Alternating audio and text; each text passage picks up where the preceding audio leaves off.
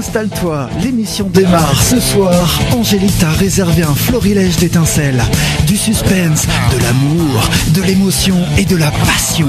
Fais partie de l'aventure dès maintenant sur idfm98.fr et par téléphone 01 34 12 12 22. Appel non surtaxé. Mesdames et messieurs, voici Angélique. Eh bien, bonjour les petits loups, je suis très heureuse de vous retrouver. Ça fait un petit moment que je n'étais plus sur les ondes d'IDFM et là je suis très heureuse d'être revenue. Alors, c'est toujours l'émission à étincelles, mais cette fois-ci elle a changé de format. Donc vous allez me retrouver tous les vendredis de 21h à 22h. Une semaine sur deux, ce sera du direct comme ce soir. Et nous avons un invité que je suis ravie d'accueillir, c'est Philippe Guillemant, qui est physicien et qui est l'auteur d'un ouvrage qui sort ce lundi. Bonsoir Philippe. Bonsoir. Ça s'appelle La physique de la conscience. Alors là, c'est tout un programme parce que du coup, c'est un livre qui est très riche, très nourri. Vous avez un parcours vous aussi très très riche. Plutôt, oui. Plutôt. Est-ce que pour nos auditeurs, le temps que Jocelyn Morisson, qui est journaliste scientifique et qui vous a incité en fait à lire, à écrire et forcément à rajouter plein de choses sur cet ouvrage, est-ce que vous, pour les auditeurs, vous pouvez vous présenter, Philippe? À me présenter, oui. Je suis. C'est toujours un exercice un peu difficile. Ingénieur physicien. Je travaille au CNRS et j'ai eu une longue carrière où j'ai fait de la recherche technologique. Et je suis revenu depuis une petite dizaine d'années à la recherche fondamentale en physique. Donc vous êtes chercheur au CNRS? Oui, je suis chercheur, ingénieur de recherche au CNRS. D'accord. Et ma spécialité, c'est l'intelligence artificielle, mais aussi la théorie du chaos. Alors, on est en train d'accueillir Jocelyn Morisson. Voilà. Bonsoir Jocelyn. C'est peut-être mieux si j'appuie sur le bouton. Voilà. Je suis toute seule pour faire la technique en fait, c'est ça qu'il faut savoir. Je réponds au téléphone, etc. Donc Philippe du coup était un peu surpris. Donc nous avons les deux auteurs de cet ouvrage qui sort ce lundi aux éditions Guy Trédaniel, La physique de la conscience, Philippe Guillemant et Jocelyn Morisson. Alors Philippe Guillemant était en train de se présenter en tant que chercheur actuellement, chercheur physicien, c'est bien ça? Ingénieur physicien. Ingénieur physicien et aussi chercheur. Bien sûr.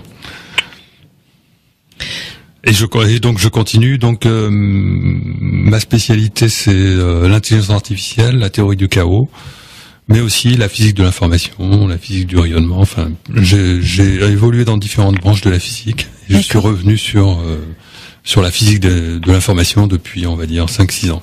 D'accord. Ok. Et alors, qu'est-ce qui vous a incité à revenir sur la physique de l'information? En fait, j'ai pris conscience du fait qu'il y a un profond bouleversement de notre conception du temps en physique qui opère depuis une dizaine d'années, qui est latent depuis presque un siècle, depuis les découvertes d'Einstein. Et à travers les progrès actuels de la physique, on s'aperçoit qu'on va vers un profond bouleversement de notre conception de la réalité et qui est dû au changement complet dans notre conception du temps.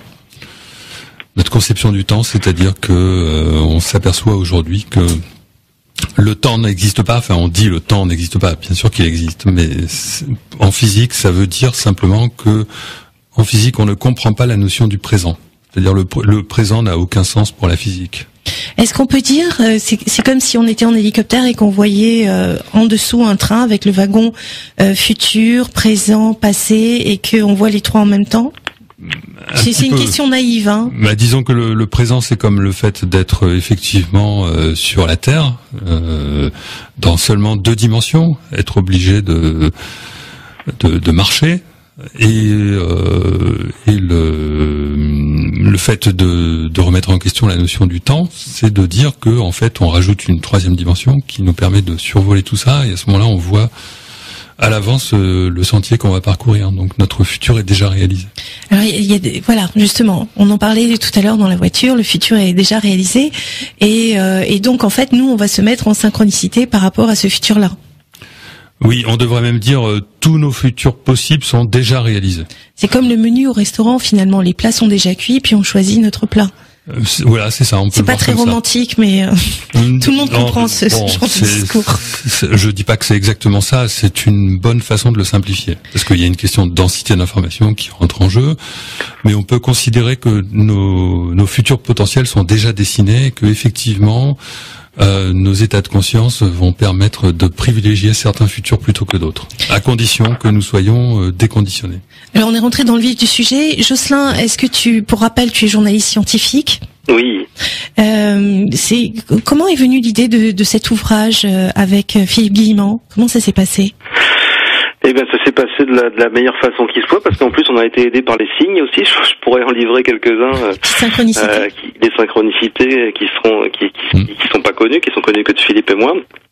Et peut-être de son entourage aussi, de Laurent. Du coup, tu nous mets l'eau à la bouche, mais bon, on va dire que c'était juste. Ça s'est passé d'une manière un peu idéale. En fait, on s'est connus avec Philippe à partir d'un article que j'avais fait pour Nexus. On a été mis en relation par un correspondant commun, je crois que c'était dit. Et donc, moi, je me suis intéressé au travail de Philippe. Il y avait déjà son site internet qui était assez fourni, et puis il avait publié la Route du Temps, qui est un premier ouvrage tout à fait fascinant, quoi, pour quelqu'un comme moi qui s'intéresse à la science et puis au lien entre la science et la spiritualité, la conscience et toutes ces problématiques-là.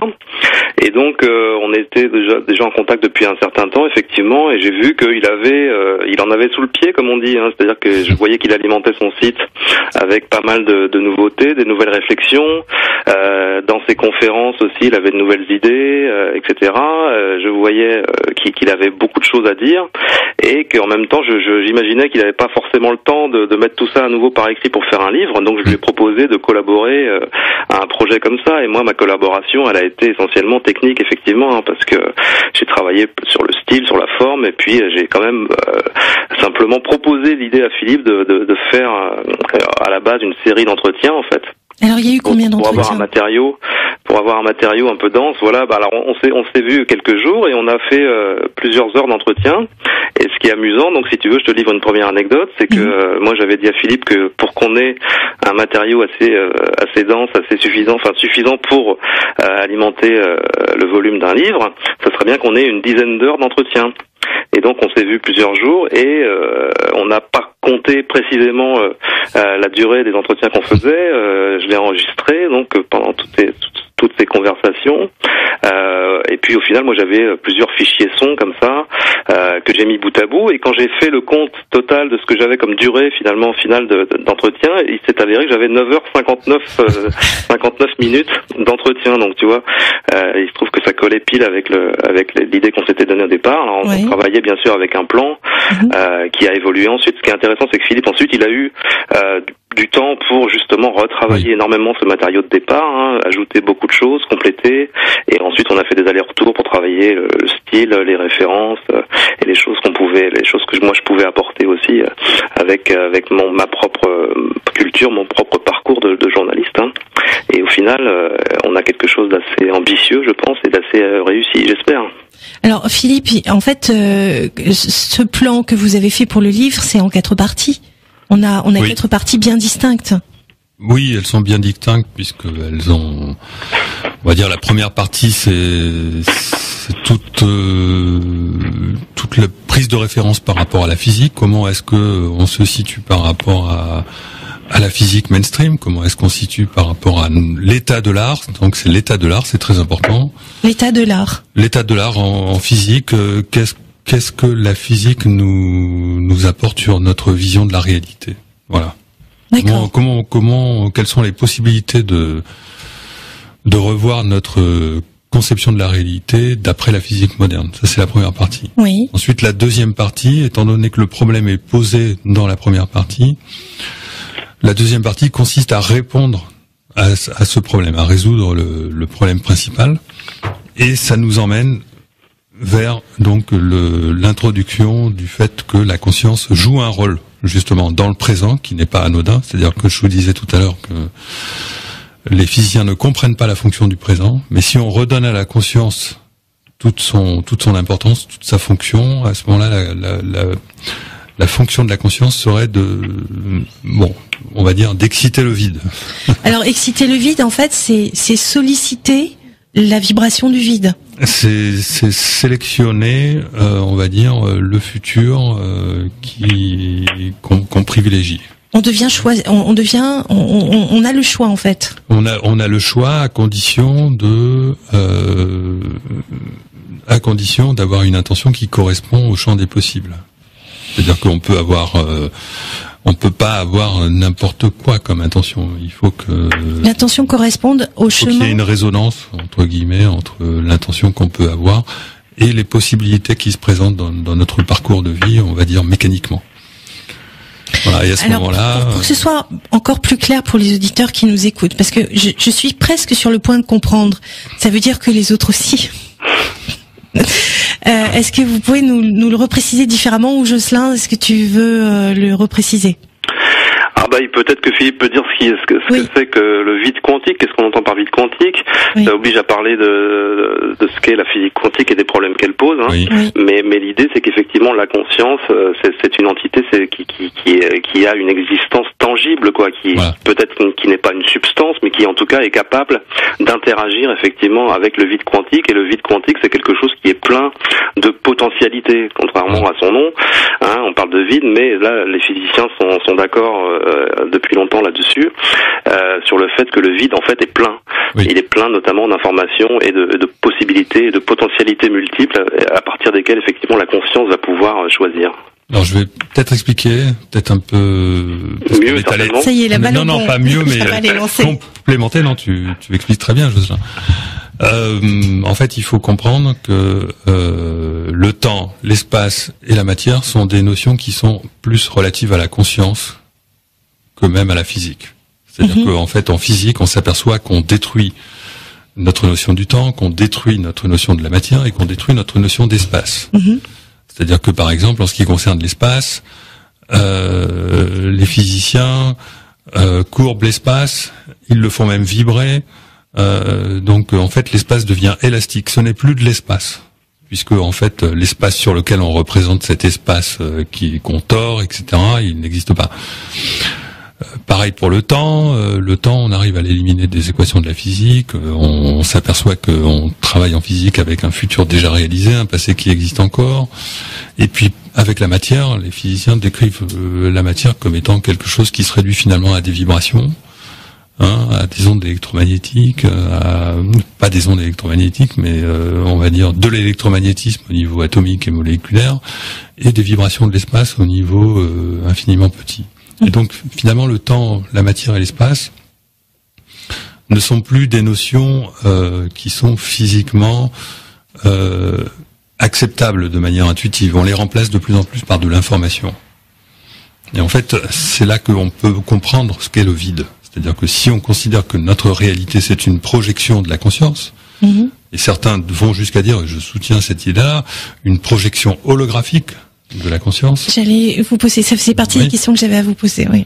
Donc, c'est-à-dire que c'est la conscience qui est en charge, en quelque sorte, de nos créations, de sensations, du temps, de l'espace et de la matière, à partir d'un champ d'information infiniment vaste, qui est en fait le vide, mais que nous on voit comme vide parce que tout simplement on ne voit qu'une partie de l'information qui est réellement présente dans la réalité. C'est-à-dire la physique s'intéresse à une réalité qui contient 10 puissance 120 fois plus d'informations que ce qu'on peut percevoir. D'accord. Et ce qu'on peut percevoir, c'est une construction de la conscience. Voilà. Donc en fait, on est très limité. Donc on est extrêmement limité, et d'ailleurs les physiciens l'ont tellement bien compris qu'aujourd'hui il y a une théorie en vogue qui est la théorie des univers parallèles. C'est-à-dire il y a tellement d'informations dans l'univers. C'est les univers bulles, c'est ça? Alors non, oui et non. C'est-à-dire qu'il y a, en tout cas, ce qui est accepté très largement, c'est qu'il y a beaucoup plus d'informations dans l'univers que ce qu'on est capable de percevoir. Et même théoriquement, mais quand je prends même tout le passé et tout le futur, il y a encore plus d'informations que ça. C'est-à-dire que le vide contient infiniment plus d'informations que notre réalité observable. D'accord. D'accord. Donc ceci prêche en faveur de la théorie des univers parallèles, c'est-à-dire qu'il y aurait une infinité d'autres réalités. Et il y a plusieurs manières de concevoir ça.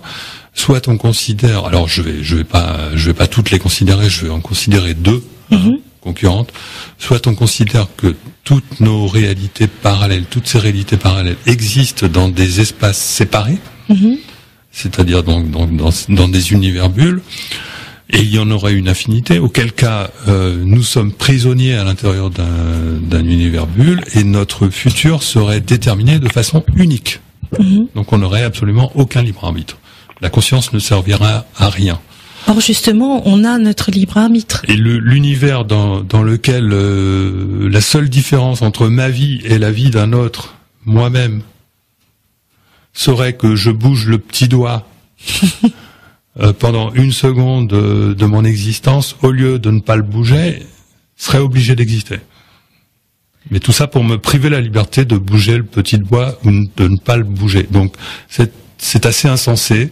Cette théorie, elle est avancée simplement parce qu'elle est mathématiquement plus cohérente, tout simplement parce que les physiciens, les mathématiciens ne veulent pas faire entrer la conscience dans notre conception de la réalité. D'accord ? Et donc la théorie concurrente, qui est beaucoup plus acceptable, sauf qu'elle nous oblige à faire intervenir quelque chose qu'on ne comprend pas encore, serait de dire que toutes ces réalités parallèles existent dans le vide et sont atteignables, c'est-à-dire qu'elles sont superposées à notre réalité réellement physique, notre réalité réellement observée, et que à ce moment-là, on peut envisager la possibilité de commuter d'une réalité à l'autre. Là, ça devient quand même plus intéressant. Oui, ça devient plus intéressant. Et c'est la conscience qui serait en charge de cette commutation. C'est pour ça que je propose l'idée, et je ne suis pas le seul à le faire. Roger Penrose, qui est quand même le plus grand physicien mathématicien de la planète, propose cette idée que la conscience intervient dans ce qu'on appelle la réduction des états quantiques, c'est-à-dire ce qui va faire que notre réalité va aller dans un sens ou dans un autre. D'accord. Alors, est-ce que ça nous mène aussi on a 3 points. On avait dit qu'on parlerait de la réalité. Oui. On avait dit aussi qu'on parlerait de la double causalité. Puisque. Alors oui, d'accord. Du coup, c'est intéressant de voir parce que on parle du présent et on parle du futur. Vous dites que le futur est déjà écrit. Oui. Mais notre présent, il est en train de s'écrire, ou le futur est en train de s'écrire collectivement. Comment se retrouver au milieu de toutes ces informations ?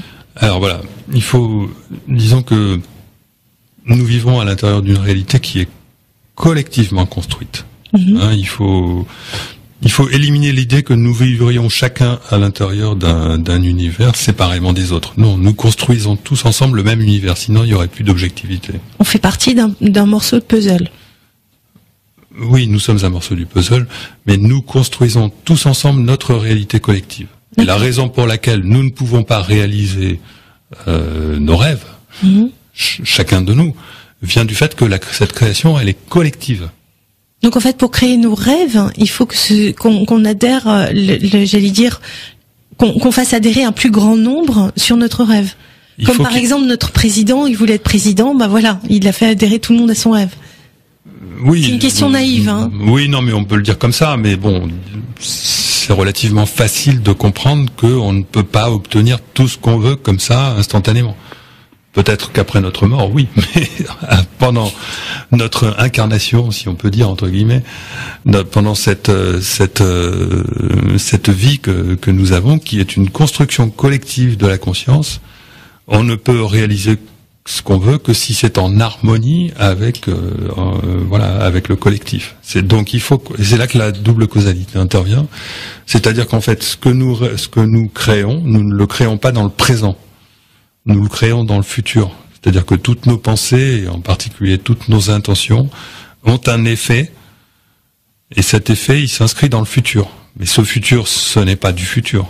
Il n'est pas daté. Il est déjà présent. Il est dans le présent. Et donc simplement ce futur, il va attendre aussi longtemps qu'il sera incompatible avec la réalité collective. Par contre, à partir du moment où ce futur que nous avons créé peut arriver à s'insérer dans le tourbillon de la création de notre collectif de conscience, alors à ce moment-là, il se réalise. C'est-à-dire que tout ce que nous pensons, tout ce que nous voulons, tout ce que nous désirons, etc., finit par finit par se réaliser un jour ou l'autre. Ça peut arriver très très vite ou ça peut réaliser presque jamais. Alors, est-ce que c'est parce qu'on se met en synchronicité avec le futur? Alors, il y a un autre aspect maintenant qui est très important. C'est on ne peut créer quelque chose de nouveau, on ne peut réellement créer quelque chose que si nous sommes déconditionnés. Alors ça nous fait parler de la fameuse conférence que vous avez donnée à Namur, où vous parliez notamment de la télécommande. Oui, bon, là on va vite, mais bon. Alors effectivement, je vais essayer de résumer encore. Terrible. C'est très important de comprendre que ce que je viens de dire, ce n'est valable que dans la mesure où nous ne fonctionnons pas comme des machines. Or, nous fonctionnons quotidiennement comme des machines. Donc on est conditionné? On est perpétuellement conditionné. On est conditionné par 3 facteurs principaux, par notre mental, par notre émotionnel et par notre ego. Bon, c'est ce que j'appelle. On va en parler. On a une deuxième heure que vous entendrez la semaine prochaine. On en reparlera. Mais on aura l'occasion d'aller creuser ça. Je décompose pour des raisons physiques, objectives, la conscience en 3 centres. Un centre mental, un centre émotionnel et un centre énergétique. Le centre énergétique, c'est la conscience, c'est l'ego, c'est le moi, enfin c'est tout ce qui est la conscience de qui nous sommes. Voilà. Et donc, pour arriver effectivement à créer quelque chose de nouveau dans le futur, il faut absolument être déconditionné, puisque sinon, on ne va créer que quelque chose qui est déjà là, qui est déjà prévu. Puisque une machine ne crée pas de nouveau. Donc c'est compliqué finalement de se démarquer pour créer du nouveau. Ben c'est à la fois compliqué et très simple, oui. C'est-à-dire que en fait, il faut se déconditionner. Alors, je vais juste. Oui, je vous laisse finir. Avant d'en venir là-dessus, parler de la double causalité. C'est-à-dire que si effectivement on arrive à créer quelque chose de nouveau dans le futur, c'est-à-dire exciter le vide et non pas exciter quelque chose qui existe déjà. Exciter, c'est solliciter le champ d'énergie avec de l'information. Faire en sorte que dans notre futur, un scénario se crée plutôt qu'un autre. D'accord. Plutôt que celui qui est déjà prévu. D'accord. Donc il faut couper les ponts avec un futur qui est déjà en place, d'où l'intérêt du conditionnement. À ce moment-là, cette chose qu'on crée, étant donné que notre futur n'est pas encore clairement défini à partir du présent, va devoir trouver des ponts pour se relier à notre présent. Et comme ces ponts vont partir du futur, ils vont créer des ponts qui vont prendre la forme de hasards qui seront improbables, alors qu'ils seront rendus probables par justement ce qu'on aura créé dans le futur. C'est-à-dire que c'est notre futur qui va générer des hasards tout à fait apparemment improbables, alors qu'en réalité, si on les considère comme venant du futur, c'est tout à fait probable. Donc, est-ce que ça nous ferait parler de la loi de rétrocausalité? Oui, c'est la rétrocausalité. C'est-à-dire que dans l'univers, la rétrocausalité, selon ma théorie, est tout à fait équivalente à la causalité. C'est-à-dire que notre réalité, étant donné qu'elle existe déjà dans le futur et qu'elle évolue dans notre futur en même temps que dans notre présent, et même en même temps que notre passé peut éventuellement changer, beaucoup moins, bien entendu, eh bien, il faut considérer que tout ça, ça bouge, et si ça bouge d'abord dans le futur, eh ben, ça va faire bouger le présent après. Et si le futur bouge avant le présent, c'est de la rétrocausalité. C'est-à-dire qu'en fait, c'est de la causalité. C'est-à-dire que si mon futur change, il va y avoir des conséquences sur mon présent. Ces conséquences sur mon présent vont arriver après. Sur le futur, ce changement dans le futur. Donc on est bien dans la causalité, sauf que du point de vue du temps illusoire, qui n'existe pas, oui, c'est de la rétrocausalité, mais c'est une rétrocausalité illusoire. En réalité, c'est une causalité qui fonctionne en sens inverse du temps illusoire, mais dans le vrai temps. Puisque le temps, en fait, va dans tous les sens. Le temps illusoire, oui. Mais il n'y a qu'un seul sens du véritable temps que j'appelle le temps de la conscience. Voilà. Alors, est-ce qu'à ce moment-là, le temps de la conscience, c'est le temps humain, le temps linéaire, une heure après l'autre? Pas linéaire. D'accord. Le temps de la conscience, c'est le temps dans lequel vous changez en même temps votre futur à différents moments, éventuellement votre passé, vous reconsidérez votre passé, vous pardonnez, etc. Enfin, lorsque vous avez des intentions qui concernent ce que vous allez vivre dans le futur, il y a des intentions qui sont à court terme, il y en a d'autres qui sont à long terme, mais l'ordre dans lequel vous considérez, vous avez ces intentions, c'est ça le vrai temps, d'accord ? C'est votre conscience qui crée votre réalité, non pas dans le présent, ça c'est ce que dit le New Age. Oui. Je tiens à m'en démarquer totalement. Bien sûr. Notre conscience crée notre réalité, mais pas du tout dans le présent, elle le crée dans le futur. Alors Jocelyn, est-ce que tu veux rebondir là-dessus ? Bah écoute, oui, on peut peut-être dire que le temps illusoire, c'est le temps justement linéaire, c'est le temps qu'on a l'impression de subir au quotidien. Et ce qui est intéressant, c'est que déjà depuis pas mal de temps, plusieurs physiciens, notamment Étienne Klein, a bien expliqué que en fait on ne mesure pas le temps. Ce qu'on mesure, c'est le changement. C'est des choses qui changent. Par exemple, tu prends une fleur dans un pot qui est très belle, que tu arroses, et puis tu cesses de l'arroser, et le lendemain, tu vas la voir faner. Donc, ce que tu vas observer, c'est simplement que le changement d'état de la fleur. Et on va appeler ça du temps. Et quand on met une horloge à la place de la fleur et que l'horloge fait tic-tac, on dit, voilà, il s'est passé ça, mais ce qui a changé, c'est pas le temps, c'est le tic-tac de l'horloge. Donc, en fait, le temps, on sait pas ce que c'est, et comme disait Philippe, effectivement, c'est quelque chose qui échappe complètement à la physique actuelle. Donc, le temps quotidien, le temps qu'on a l'habitude de subir, c'est quelque chose qu'on ne parvient pas à comprendre, et on parle aussi de temps psychologique, parce qu'on sait très bien que par exemple, selon la façon dont on occupe son temps, il passe plus ou moins vite. Oui. Si j'attends pendant 5 minutes quelqu'un lors d'un rendez-vous, ça va me paraître très long, alors que si je suis très occupé, ça va me paraître très court. Donc voilà la première problématique par rapport au temps. Et une autre question aussi, enfin un point important qui me semble aussi à souligner, c'est que le vide dont on parle, le vide quantique, il se situe hors de l'espace-temps.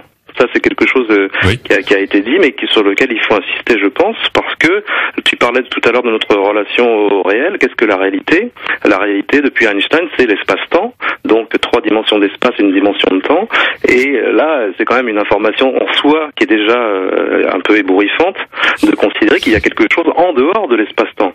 Ça, je pense que c'est quelque chose qui est quand même important à souligner pour les auditeurs. Philippe Guillemant, comment ça se passe, ces affirmations que vous avez, parce que vous êtes vous vous démarquez peut-être un petit peu de vos confrères, ou est-ce que vous êtes, comme vous disiez hors antenne, vous allez jusqu'au bout de leurs rêves, ou au bout de l'information Oui, disons que je suis très attaché à rester dans la physique mainstream, d'accord ? Simplement, je suis également très conscient des limites que s'imposent les physiciens du fait de leur formatage. Et je suis également conscient des limites de la physique actuelle. C'est-à-dire, je remets en question des choses que tout le monde remet en question. Moi, je n'invente rien, en fait.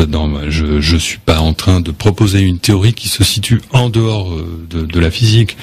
Ma théorie, elle est déjà inscrite dans la physique. Simplement, j'ose dire des choses qui sont pensées en dehors des clous. C'est-à-dire, j'ose simplement révéler les problèmes de la physique et dire des choses que les physiciens ne disent pas parce que ça leur fait entrer dans des territoires interdits. C'est-à-dire que chez le scientifique, chez le physicien, on va dire lambda, on ne se donne pas le droit de considérer que la conscience puisse être autre chose qu'un produit du cerveau.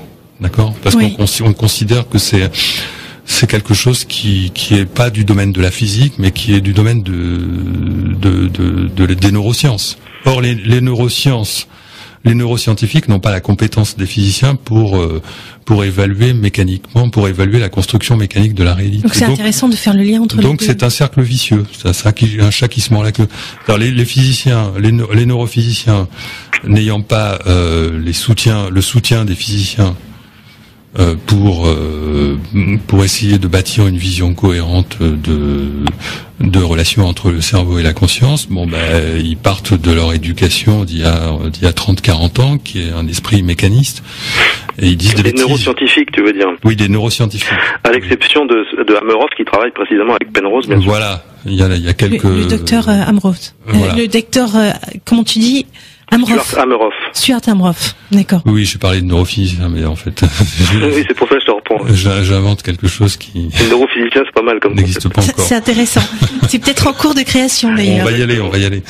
Donc les neuroscientifiques donc expriment des idées sur les liens entre le cerveau et la conscience qui sont fausses parce qu'ils n'ont pas les compétences requises.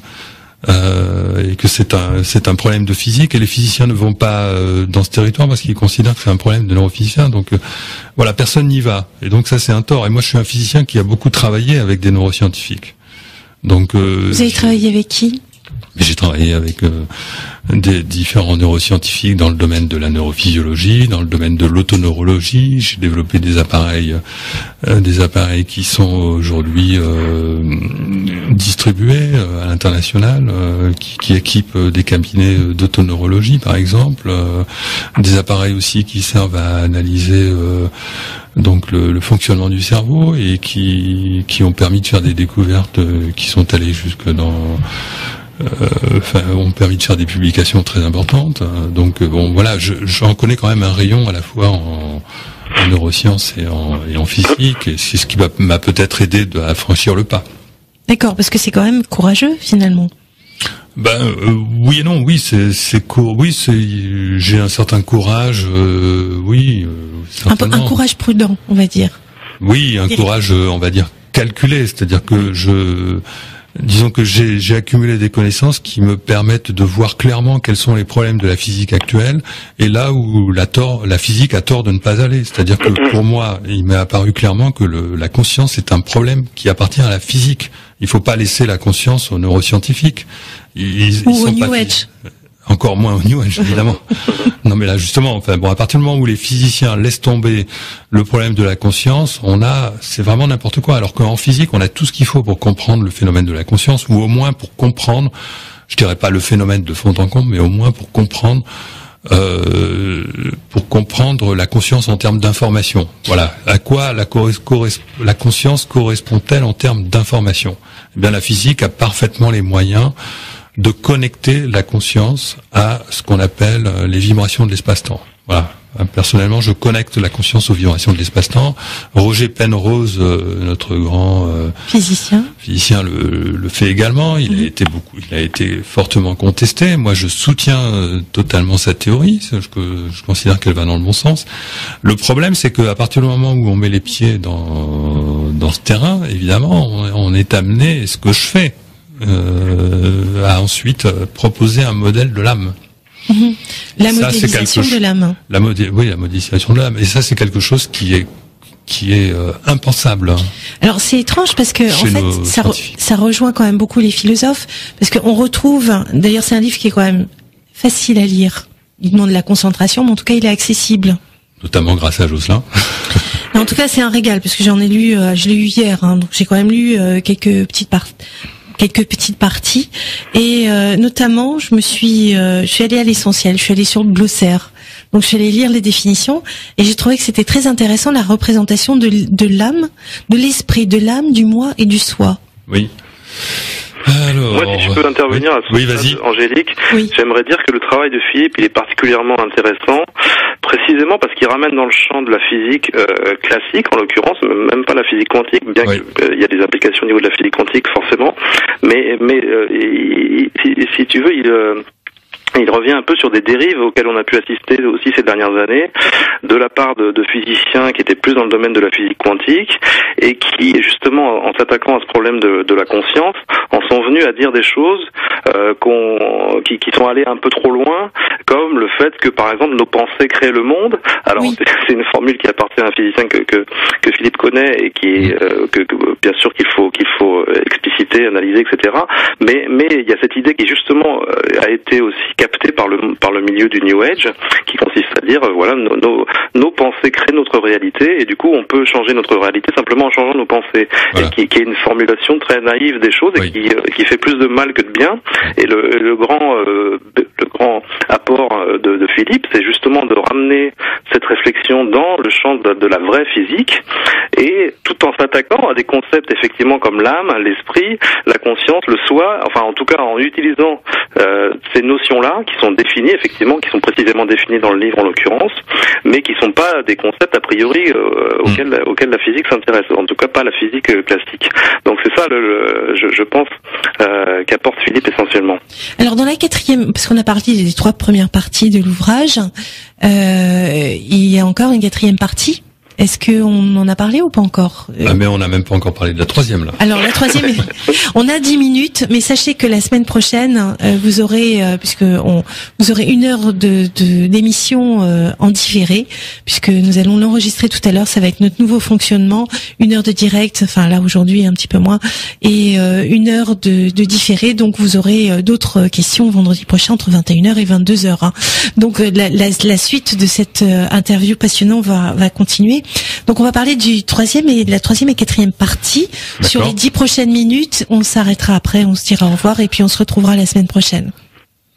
D'accord. Allez-y Philippe. Alors je vais quand même faire une introduction à cette troisième partie, c'est que puisqu'elle est fondée sur la notion d'espace-temps de différentes densités imbriqués les uns dans les autres. Oui. Hein. Donc comment est venue cette idée de monde de densités différentes? Tout simplement parce que le diagnostic dans toute cette affaire que j'ai fait consiste à dire que les physiciens doivent apprendre, absolument, ça c'est quelque chose qu'ils vont apprendre à faire.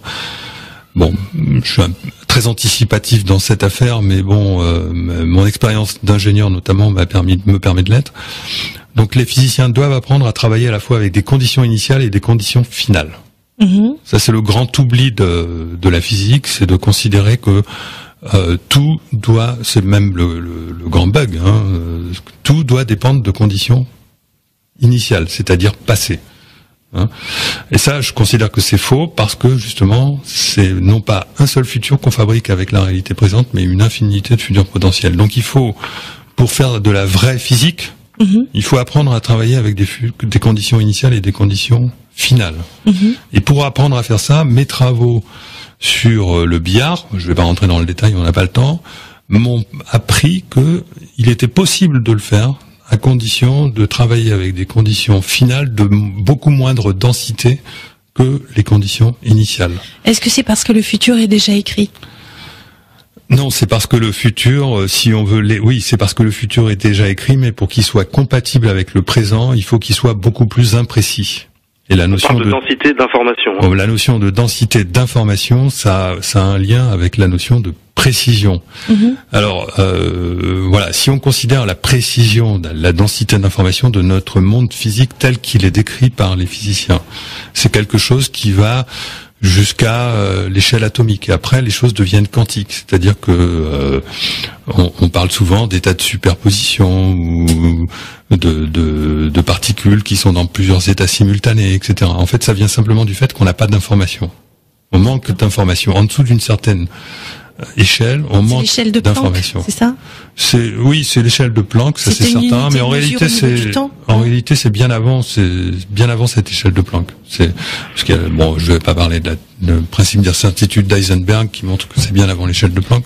Heisenberg, c'est pas ça qui nous a amené à, en physique quantique. C'est le principe d'incertitude. Voilà, justement, le principe. Le chat est-il mort ou pas mort? Oui. Bon, enfin, on va pas parler de ça, on n'a pas le temps. Schrödinger, mais bon. C'est chat Schrödinger. Je vais mélanger un petit peu. Ils se ressemblent tous. C'est un problème de manque d'information. C'est-à-dire qu'en fait, nous vivons dans un espace qui a une certaine densité d'information et on peut pas demander plus d'informations que, à partir d'un certain... On ne peut pas la quantifier, on n'y a pas encore accès. Voilà. Et notre conscience, elle fonctionne dans une réalité qui a une densité d'information encore infiniment moindre. C'est-à-dire que nous ne percevons pas, notre conscience ne perçoit pas les détails de la réalité. Nous, on a à peine une perception qui correspond à, qui est au-dessus des meilleurs écrans de visualisation. On pourrait même faire croire à quelqu'un, il suffit de lui mettre de bon casque et puis une superbe vidéo en face de lui, on pourrait même presque lui faire croire qu'il vit dans une réalité qui est comme la nôtre. Hein. C'est une sorte de matrice en fait. Voilà, oui, c'est une sorte de matrice. Voilà. Et donc ça c'est une question. Et donc notre conscience ne vit pas dans la même densité d'information que la réalité physique. Et comme ce problème de densité d'information, c'est en fait ce qui sépare le passé du futur, puisque c'est le futur qui a forcément une densité d'information moindre que le passé, je considère qu'en fait nous vivons à l'intérieur nous vivons dans un même espace-temps, mais cet espace-temps comporte plusieurs couches qui se caractérisent par le fait qu'ils ont des densités d'information moindres. Et l'entité qui évolue, la partie de moi-même, la partie de ma conscience, qui évolue dans l'espace de densité moindre, c'est ce que j'appelle le soi. C'est la partie de nous-mêmes qui se trouve dans le futur, qui détermine notre futur, qui est détentrice de notre libre arbitre. D'accord ? Et c'est cette partie à laquelle il importe de savoir se connecter si on veut effectivement être libre, si on veut se déconditionner. Donc c'est le soi. Imaginez que notre soi évolue dans un espace-temps qui est de densité nettement moindre. C'est-à-dire que pour lui, notre vie, ça va être 2 heures, comme la durée d'un film. Hein. C'est-à-dire que lui, sa temporalité va être différente. Mais c'est lui qui nous tire, c'est lui qui détermine notre futur à vivre. Au niveau de l'esprit, est-ce qu'on a l'esprit, l'âme, ensuite on a le soi, et ensuite on a le moi, et l'ego qui fait partie du moi? Alors bon, oui, alors je vais résumer, effectivement. L'esprit, c'est quelque chose, c'est encore au-dessus du soi. C'est-à-dire que le moi et le soi se trouvent à l'intérieur de ce que j'appelle 2 couches d'espace-temps additionnels qui font 3 dimensions chacune, c'est-à-dire 6 dimensions, et qui correspondent aux dimensions supplémentaires de l'espace dont on a besoin pour décrire la réalité correctement. C'est-à-dire que la mécanique ne fonctionne pas avec 3 dimensions seulement. La mécanique a besoin de 9 dimensions, et les 6 dimensions supplémentaires sont les dimensions de moindre densité du moi et du soi. Ce sont des dimensions de la conscience, mais ce sont des aspects de la conscience qui sont très différents, qui sont 2 aspects de l'âme, l'aspect inférieur qui est lié à notre réalité, et l'aspect supérieur qui est lié à l'esprit, qui lui est en dehors de notre réalité. Parce qu'il est possible que d'autres réalités existent, et que c'est l'esprit qui conçoit les réalités dans lesquelles nous vivons, et il y a toute une hiérarchie de l'être, c'est-à-dire que l'être se compose, à mon sens, de ce que j'appelle l'anima, c'est-à-dire notre réalité physique et matérielle, ce qui est notre conscience, qui est effectivement le produit de notre cerveau, notre moi, notre soi, et en dehors de l'espace-temps, l'esprit. Et on peut encore imaginer d'autres, voilà. Alors, ça nous laisse la possibilité. On a encore 2 petites minutes ensemble. On a le timing qui s'est lancé. Alors moi, c'est vrai que j'avais l'habitude des nuits, donc c'était minuit, 6h du matin. Là, 1 heure, on est obligé de condenser. Oui, ça. Voilà, on va de toute façon continuer cet échange qui est super intéressant. Et vous allez retrouver cette information sur la semaine prochaine, de 21h à 22h, sur ce créneau-là. En tout cas, j'étais très heureuse de pouvoir vous recevoir tous les deux. Donc Philippe Guillemant, mesdames et messieurs, physicien, mais pas que. Jocelyn Morisson, journaliste scientifique. Tu vas rester avec nous hors antenne. Oui, avec plaisir. Alors vous avez écrit tous les deux ce livre. Enfin, toi, tu as aidé à mettre en forme les idées de Philippe Guillemant. Ça s'appelle La physique de la conscience, et c'est aux éditions Guy Trédaniel. Donc ça sort lundi. Oui. On est vraiment en avant-première. Oui, si on peut dire. Il y a une série de synchronicités pour que tout se mette en place.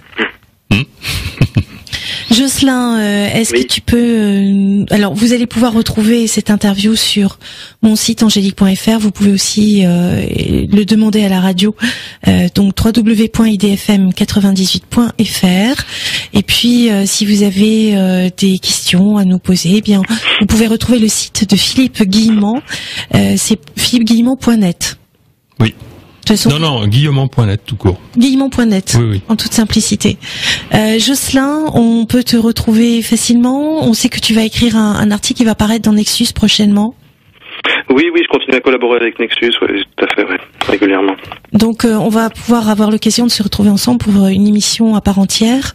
Bien sûr. Sur je crois que c'est le langage non verbal. Non, mon prochain dossier, c'est la communication non violente. Ah oui, alors, donc c'est communication. C'est un vaste programme et qui est un sujet fascinant. D'accord, donc on va avoir beaucoup de choses à dire. En tout cas, vous allez pouvoir nous retrouver à partir de maintenant tous les vendredis. Donc une semaine sur 2, ce sera du direct, et une semaine sur 2, ce sera de l'enregistré.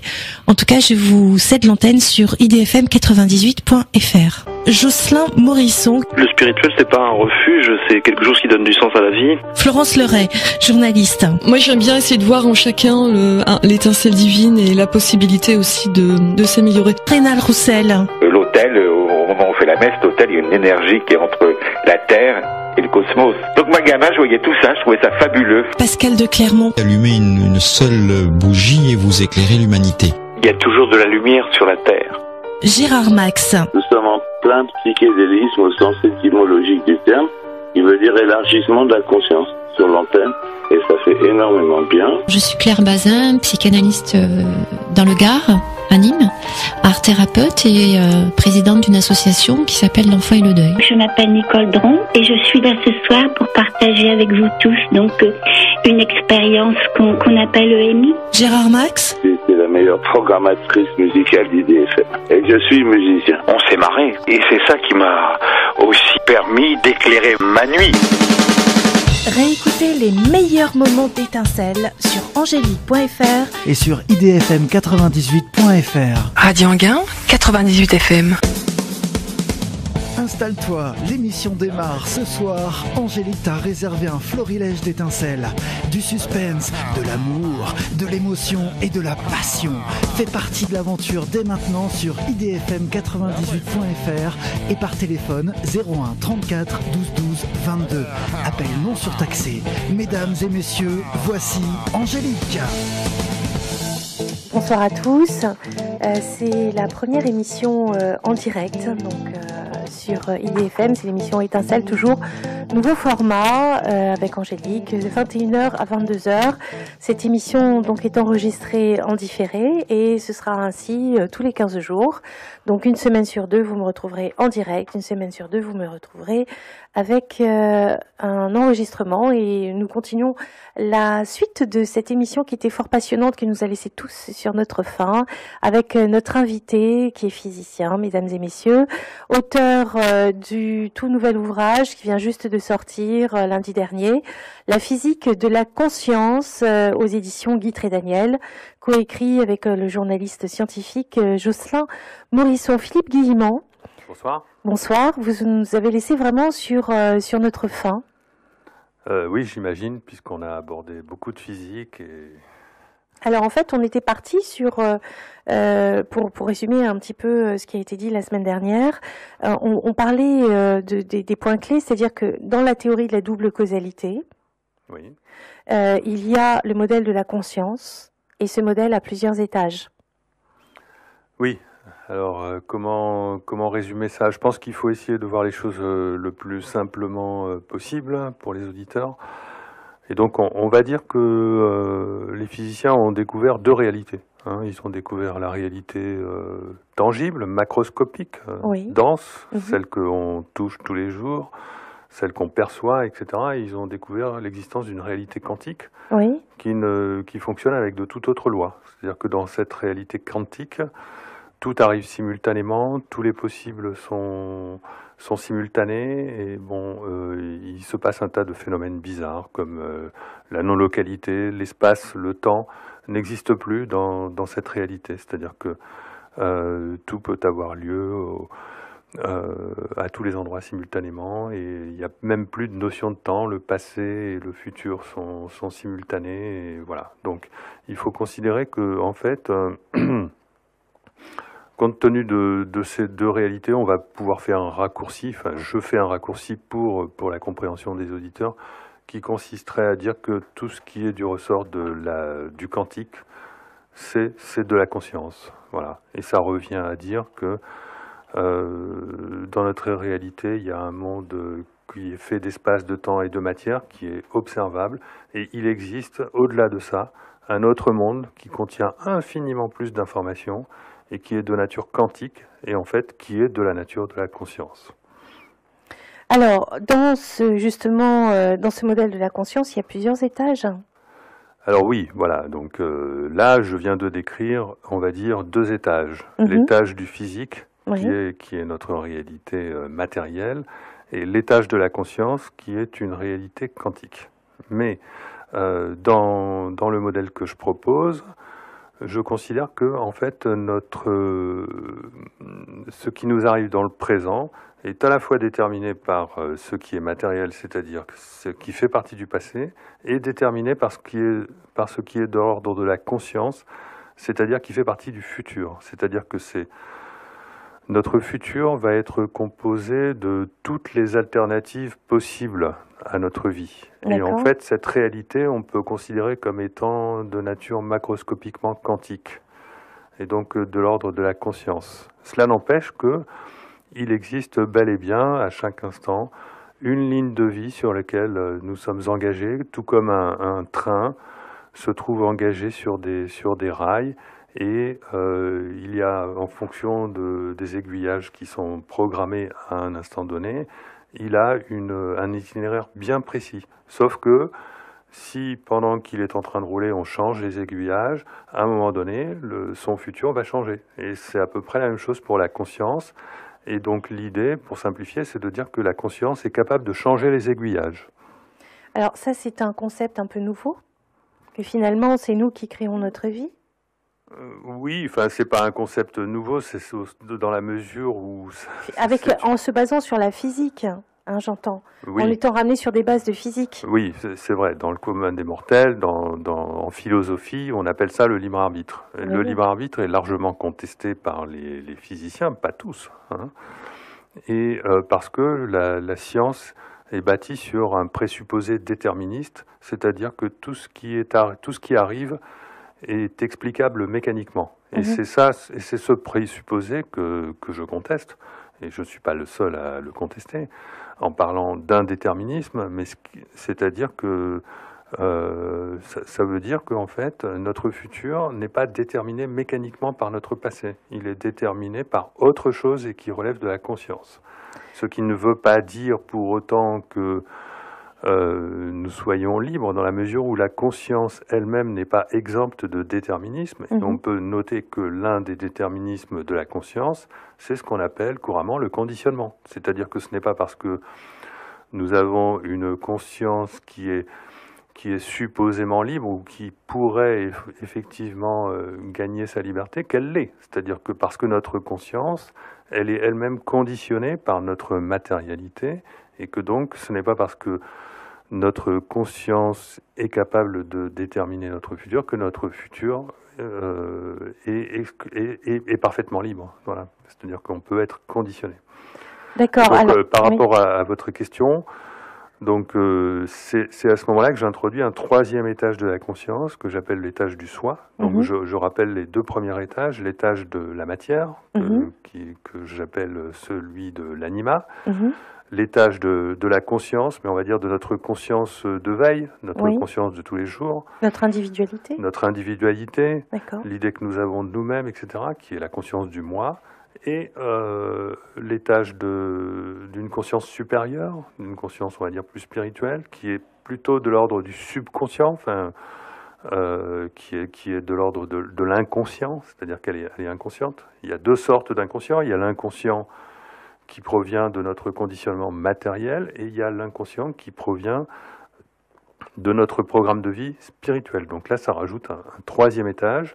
Et ça provient du modèle dont j'ai parlé très brièvement dans la précédente émission. C'est-à-dire qu'en travaillant sur le billard, je me suis aperçu que, pour parler vulgairement, une boule de billard pouvait avoir un libre arbitre. Mais à partir d'un certain nombre. À partir d'un certain temps. C'est-à-dire qu'effectivement, une boule de billard est obligée d'obéir aux lois de la mécanique, mais ces lois de la mécanique ne l'obligent pas à avoir un parcours ultra déterminé. Ce parcours va être déterminé pendant les premiers chocs qu'elle va faire avec d'autres boules, et après, il n'y aura plus assez d'informations pour déterminer son parcours. Parce que l'information, dans l'espace-temps, est fondamentalement limitée par ce qu'on appelle l'échelle de Planck, la longueur de Planck. Qui est une mesure en physique. Qui est la plus petite,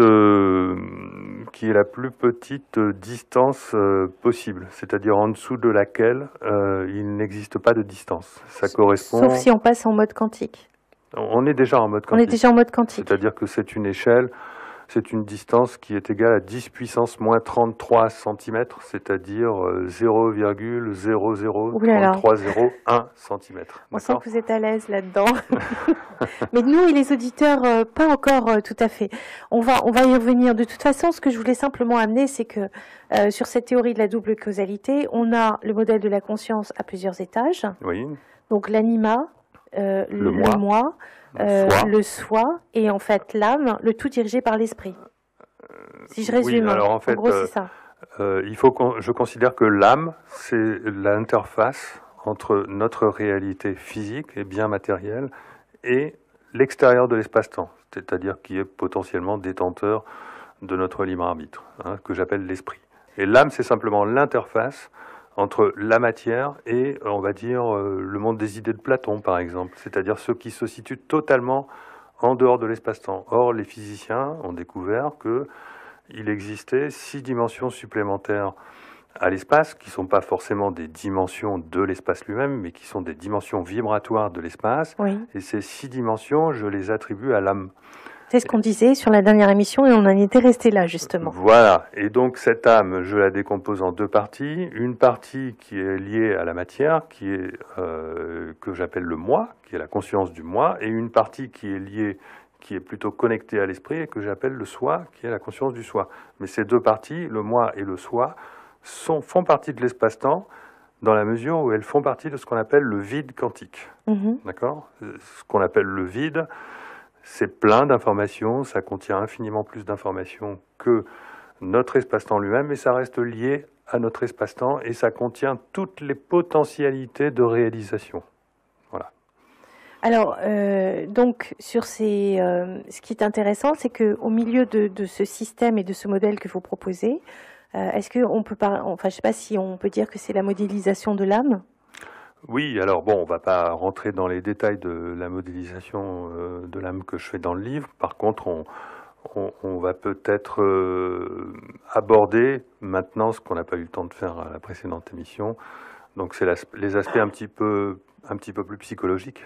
Oui, voilà. qui intéresse aussi beaucoup de monde. Et justement, ce que je voulais dire, c'est que à travers ce modèle à plusieurs étages, vous avez mis des concepts spirituels, comme justement le libre arbitre, enfin ce genre de choses. Oui, alors ceci est basé sur l'idée que en fait nous ne sommes pas notre corps, nous ne sommes pas notre matérialité, nous ne sommes même pas notre conscience de veille quotidienne. Nous sommes en fait notre identité réelle, je parle de notre identité, elle est verticale, elle n'est pas horizontale, elle ne se définit pas lors d'une vie. Notre vie est un bref instant d'éternité et dans l'éternité, on peut préserver, grâce à mon modèle, on peut préserver notre identité et pour préserver notre identité, c'est là que les notions d'anima, de moi, de soi, d'esprit interviennent. C'est-à-dire qu'en fait, l'idée c'est de dire que durant notre vie, notre conscience, elle est consciente à l'intérieur d'un véhicule qui est notre corps, notre cerveau. Et lorsque nous abandonnons ce véhicule à la mort, après la mort, nous mourrons à notre matérialité. Mais nous conservons la structure de notre identité qui correspond au moi, au soi et à l'esprit. C'est-à-dire que nous ne perdons que notre anima. Et encore, nous ne la perdons pas puisque notre anima reste inscrite sous la forme de mémoire dans l'espace-temps. Et c'est pas parce que nous mourons, n'oublions pas que le temps n'existe pas, ce que j'expliquais à la précédente émission, que notre vie ne continue pas dans l'espace-temps. Et au point même qu'on pourrait imaginer, je n'en sais rien, mais on pourrait imaginer une réincarnation, donc le fait de renaître, de revivre la même vie sans arrêt, pourquoi pas ? Ça rejoint beaucoup d'écrits, et notamment des écrits assez récents de l'expérience du professeur Eben Alexander. Oui. Disons que ça rejoint d'une manière générale les témoignages des expériences de Tout mort à fait. imminente qui montrent que, effectivement, lorsqu'on meurt, alors lorsque le corps, le cerveau est cérébralement diagnostiqué comme mort, on est pleinement conscient et même encore plus conscient que notre conscience de veille ordinaire. Et ça, on peut l'expliquer à travers ma théorie en disant qu'en fait, c'est le moi qui se détache de l'anima et la conscience qui devient consciente des étages supérieurs et notamment ce qu'on appelle le tunnel, avec la lumière au bout du tunnel. Ça correspondrait parfaitement à une connexion entre l'espace du moi et l'espace du soi, c'est-à-dire une espèce de trou de verre qui relie le moi et le soi. Et donc en fait, la lumière serait tout simplement le soi que si jamais le moi rejoint le soi, si jamais le moi fusionne avec le soi, alors là il est définitivement mort. Mais lorsqu'on est en état de mort cérébrale et qu'on vit une expérience de mort imminente, on a un détachement entre l'anima et le moi subsiste, et si par contre le moi, comme dans l'expérience de mort imminente, ce n'est jamais le cas, jamais personne n'a témoigné avoir rejoint la lumière. Non, parce qu'il y a toujours un blocage à un moment donné. Il y a toujours un blocage, parce que là c'est le seuil, c'est le point de non-retour. Oui. D'accord ? Donc dans ma théorie, je propose que le moi, lors de la vraie mort, fusionne avec le soi. Et donc là, c'est le non-retour. Donc ce n'est jamais le cas dans l'expérience de mort imminente. Et donc là, il y a une sorte d'avertissement ou plutôt un acte de libre arbitre qui est demandé. Est-ce que vous voulez rester ? Est-ce que voilà. Voilà, sinon, et alors ça rejoint ce que disent les expérienceurs de manière peut-être plus romancée, quand ils croisent donc la route du guide qui dit, bon voilà, si tu reviens, voilà ton livre, et voilà ce qui est écrit déjà. Et donc ça rejoint au futur déjà écrit. Oui, alors... c'est intéressant. Une chose que j'ai oublié de dire, c'est que donc dans les espaces emboîtés de densités différentes dont je parlais, donc notre réalité 3D, ou quadridimensionnelle si on inclut le temps, on rajoute à chaque fois 3 dimensions, donc les 3 dimensions du moi, les 3 dimensions du soi, et à chaque fois on pénètre un univers de plus faible densité d'informations. D'accord ? Ça devient de plus en plus subtil en fait. Voilà, ça devient de plus en plus subtil et on peut parfaitement relier donc chacun de ces univers d'information par ce qu'on appelle des trous de verre. En fait, un trou de verre... Oui, c'est ce que j'allais vous demander pour nos auditeurs. Voilà, un trou de verre, c'est quelque chose qui va distordre l'espace-temps, qui va tordre l'espace-temps, qui va le plier de manière à former un trou. Et c'est ce qui fait pénétrer dans une réalité quantique, en fait. Dans les trous noirs, on sait aujourd'hui que lorsqu'on pénètre un trou noir, et le film Interstellar l'a bien exprimé, lorsqu'on pénètre un trou noir, bon, c'est une conjecture, c'est de la spéculation, mais on a le droit d'imaginer. On part sur cette hypothèse-là pour l'instant. La science ne l'interdit pas. Donc, et au contraire, il est urgent d'essayer d'imaginer qu'est-ce qui peut se passer au mieux. Et donc, ce que je pense être une bonne conjecture est de considérer que lorsqu'on pénètre un trou noir ou un trou de verre, on n'arrive jamais à la singularité, mais on pénètre tout simplement un univers de plus faible densité. Voilà.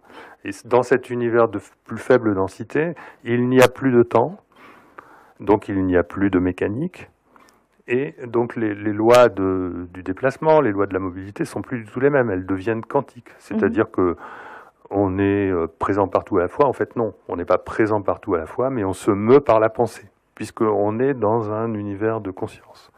Alors, dans l'étage du moi, c'est-à-dire l'état qu'expérimentent les gens qui ont des expériences de mort imminente, ils ne sont pas encore dans ce qu'on appelle le multivers, c'est-à-dire dans les multi-univers. Non, ils sont pas encore dans cette phase-là, ils sont dans un... Multivers, c'est multi-univers, c'est ça ? Oui, c'est multi-univers, mais là, ils restent encore attachés à notre réalité. Ils sont simplement dans un étage de plus faible densité, mais attachés à notre réalité. Et ce n'est que lorsqu'ils quittent cet étage de transition, l'étage de notre conscience, du moi, que là, ils pénètrent réellement le multivers, où là, tout ce qui leur arrive est tout simplement le résultat de ce qu'ils ont créé de leur pensée. D'où l'intérêt de l'apprentissage de l'âme dans la matière. C'est-à-dire qu'il est très important d'apprendre dans la matière, justement, à maîtriser nos pensées de manière à faire le distinguo entre ce qui est purement conditionné en soi et ce qui relève du libre arbitre. Parce que sinon, après, on va au risque de fabriquer des réalités monstrueuses. D'accord, donc ça veut dire qu'on est des créateurs de réalité. On est des créateurs de réalité dans l'étage du soi. Alors c'est terrible parce qu'on a tous eu des pensées inavouables. Un jour ou l'autre, on est tous concernés. Alors à moins d'être un saint, et ça se saurait. Mais à un moment donné, on va penser des choses très positives. Puis il y a des moments, les gens, par exemple, ceux qui sont déprimés, vont se créer une réalité qui va être triste. Comment ils font de l'autre côté? Parce que soi-disant, de l'autre côté, tout est amour. On n'arrive pas, à mon avis, de l'autre côté. Avant d'avoir suffisamment expérimenté dans la matière un degré d'évolution de son âme suffisant de manière justement à ne pas créer de réalité qu'on ne souhaite pas dans l'étage du soi. C'est-à-dire que là, on rentre dans des choses un petit peu compliquées, mais ce que je voulais dire, c'est que le multivers ne se situe qu'au niveau de l'étage du soi, là où on crée réellement sa réalité, c'est l'étage du soi. On pourrait l'appeler aussi l'étage des dieux. Dieu, c'est celui qui crée tout ce qu'il veut, d'accord ? Et donc ça veut dire quoi ? Ce qui est intéressant, c'est de revenir dans notre monde physique. Oui. Là, on n'a fait qu'une projection, on a fait de la spéculation, pour essayer de voir qu'est-ce que ça veut dire au niveau de notre vie à nous. Ça veut dire que si nous voulons réaliser nos rêves, il faut apprendre à se connecter au soi. Oui. Et donc, est-ce que c'est la fameuse télécommande dont vous parliez dans la conférence de Namur ? Oui, c'est la fameuse télécommande, mais ça demande un déconditionnement, parce notre conscience est dans l'étage du moi, et elle possède 3 centres. Elle possède un centre mental, un centre émotionnel et un centre énergétique. Oui. Je ne vais pas rentrer dans le détail, mais disons que ça a des correspondances physiques.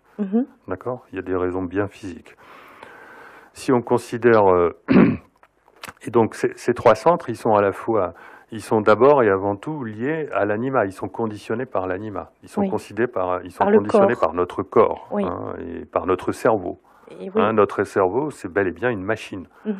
Les neuroscientifiques ont raison de considérer notre cerveau comme une machine, mais ça ne veut pas pour autant dire que la conscience est un produit de notre cerveau. D'accord. Et c'est ce contre quoi se battait le docteur Charbonnier dans ses ouvrages. Oui, il a tout à fait raison. Il a tout à fait raison, et de toute façon, les expériences de mort imminente nous montrent à l'évidence que la conscience est quelque chose qui est différent du cerveau. Alors on peut essayer d'aller jusqu'au bout pour préserver l'attachement à l'idée que notre conscience est le produit du cerveau, mais c'est aller vraiment trop loin dans le déni, et ça devient presque irrationnel. C'est-à-dire que la raison n'est plus du côté de ceux qui pensent que notre conscience est le produit du cerveau. La raison, aujourd'hui, elle est du côté de ceux qui pensent que la conscience est un phénomène différent, et ceci d'autant plus que la physique nous apporte les moyens d'appréhender cette notion. Donc on a toutes les indications au vert pour faire l'hypothèse que la conscience n'est pas le produit du cerveau, qu'elle fait partie du vide quantique, qu'elle structure même le vide quantique, et que le système d'information qui correspond à cette structuration, c'est ce qu'on appelle l'âme. Bon, mais revenons maintenant à comment est-ce qu'on fait du coup, alors comment ceci impacte nos vies, quelles leçons en tirer pour nos vies. Si nous voulons parvenir à nous connecter à l'étage du soi de manière si nous voulons réussir à réaliser nos rêves, d'accord, en se connectant à l'étage du soi, en se connectant avec le soi, il faut absolument arriver à sortir de ces 3 conditionnements. Alors ces 3 conditionnements, mental, émotionnel et énergétique, j'ai déjà décrit dans un premier livre qui s'appelle La route du temps, comment est-ce qu'on fait pour s'en libérer. Et je vais résumer ça en disant que pour ce qui concerne le mental, il importe de cultiver le lâcher-prise, c'est-à-dire de faire l'effort de lâcher-prise. Je parle du 3 efforts. L'effort de lâcher-prise pour... De détachement aussi. Oui, mais j'y viens. Pardon, j'ai trop vite. L'effort de lâcher prise, c'est-à-dire pour apprendre à ne plus être conditionné par nos pensées. Ensuite, deuxième effort, l'effort de la confiance pour arriver à ne plus être conditionné par nos peurs. Donc là, c'est arriver à déconditionner notre centre émotionnel. Notre centre émotionnel, il est sans arrêt en train de nous dicter émotionnellement ce que nous devons faire ou ce que nous ne devons pas faire. Plutôt ce que nous ne devons pas faire par l'intermédiaire de la peur. C'est-à-dire, il est interdit de penser ceci, il est interdit de soutenir cela, il est interdit de donner telle impression, c'est tout le conditionnement qu'on peut avoir. Ou qu'on peut imaginer qu'on a vis-à-vis des autres. Voilà, de manière à préserver une image, ne pas se faire traiter de ceci, de cela, etc. Et vous-même, Philippe, vous faites très attention à cette image-là, pour vous démarquer bien du New Age et... Ça, je vous taquine au passage. Oui, mais bon, j'ai de bonnes raisons pour cela. Oui, non, mais je ne juge pas, et donc simplement je constate. Donc il faut faire l'effort de la confiance, c'est quelque chose qui se cultive, c'est pas quelque chose qui apparaît instantanément. Il faut apprendre à avoir confiance pour arriver à déconditionner son centre émotionnel. Et il y a un troisième centre qui est le centre que j'appelle énergétique, qui est le centre de la conscience proprement dit, la conscience... de veille, parce que l'émotionnel et le mental sont des centres automatisés, d'accord ? Tandis que la conscience de veille, c'est l'image que nous avons de nous-mêmes. Et donc là, il est très important de se déconditionner de l'image que nous avons de nous-mêmes. Et la première des choses à faire, c'est de ne pas nous confondre avec qui nous sommes dans la matière. C'est-à-dire, il est très important de ne pas nous confondre avec notre conscience. Nous ne sommes pas notre conscience, d'accord ? Notre conscience, elle est le résultat d'un triple conditionnement animique, mental, émotionnel, et nous ne sommes pas cette conscience puisque nous la quittons. Lorsque nous mourrons, nous passons à un autre étage de la conscience dans lequel nous perdons ces trois conditionnements qui dépendent de la matière, d'accord ? Donc notre véritable être, notre véritable réalité, se situe dans une forme de conscience qui est déconditionnée du mental, de l'émotionnel et de l'ego, parce que en fait cette conscience qui n'est pas nous-mêmes, c'est ce qu'on appelle l'ego. Et lorsque nous faisons l'erreur de nous identifier à notre conscience, à ce moment-là, nous fortifions l'ego en nous-mêmes et qui est l'un des plus grands esclaves. Voilà. Si on fait ces trois efforts de détachement, de lâcher prise et de confiance, c'est une manière de le résumer. Donc la confiance permet en fait d'avoir la sérénité, tout simplement. Voilà, à ce moment-là, on arrive à se connecter au soi via les trois centres correspondants dans le domaine du soi, qui sont l'intuition, la foi et le don de soi. Le don de soi ou la joie. Voilà. Alors, le don de soi, c'est la joie ? C'est pas la même chose ? Alors, c'est différentes formes c'est différentes expressions de l'amour, en fait. Mais l'amour, il faut faire attention à ce mot-là. Le mot amour est entaché de beaucoup de connotations. Et donc, j'ai quelques réticences à l'employer, mais il s'agit de ce qu'on appelle couramment l'amour inconditionnel et qui est ressenti par les expérienceurs de mort imminente. Il s'agit bel et bien de la sensation d'être heureux de manière... C'est vraiment la sensation d'être relié à une source qui nous apporte un confort et un bonheur inconditionnel, d'accord ? Alors, on n'est pas obligé d'être expérienceur pour vivre ce genre de choses ? Non, parce qu'on peut atteindre ces états un petit peu transcendants, voire même extatiques dans la réalité à partir de certaines pratiques. On appelle ça aussi la Kundalini, on appelle ça le Ki, on appelle ça... Enfin, les traditions orientales décrivent de différentes manières ce lien avec le soi.